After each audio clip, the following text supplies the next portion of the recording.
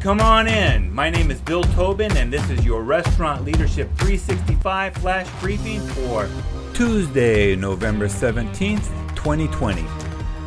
Before we opened Tiki's, there were 3 dates that I had to worry about. October 16th, October 17th, and October 18th. We had grand opening fundraisers scheduled for each of those days, and we had to have the restaurant, the food, and our staff ready. Everything revolved around getting open and ready for those 3 days. So when the days came and we were open, we managed to pull it off. Never mind that I had a wife who was 9 months pregnant, and Halloween is typically one of the busiest nights of the year in Waikiki. We were singularly focused on opening and nothing more. So when my son was born on Halloween, it was just another hectic day at the restaurant when I arrived from the hospital. We weren't prepared for the crowds, and we missed a lot of potential revenue by not being staffed up. Holidays and special events can become a large source of revenue for some restaurants. But the first year we were open, it was not unusual for us to turn the page on a wall calendar to see that some holidays was approaching and that we should be preparing for it. On February 1st, somebody would say, "Oh my God, Valentine's Day is coming up. What are we doing?" Rip the page off for April. "Oh, Easter is coming up. We should plan a special menu." Rip the page off for May. "Oh, Mother's Day in a couple weeks. Is that enough time to plan for a brunch buffet?"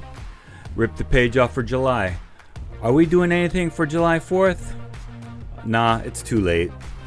After about a year of being behind and scrabbling to get menus into newspapers and then online, we learned that it's much easier to get ahead of these events and even seek out what events might be affecting our business. Now we plan most of our events and holidays at least 90 days out, using post-mortem notes from the prior years to make sure we are improving and exposing any blind spots we may have had in the past. Things to consider during those 90 days are menu, ambiance, marketing, logistics, staffing, and volume. Additionally, we watch for special events such as conventions or festivals that may add or take away from our crowds. By using prior year's sales, we can benchmark our expectations and plan accordingly. So your task for today? Create a system that requires you to plan out your restaurant's holidays and events. Now go make it happen. Do you have a comment or a tip for restaurant leaders? Text me at 808-201-0550 or find me at restaurantleadership365.com. This is Bill Tobin. Thanks for coming in. See you tomorrow.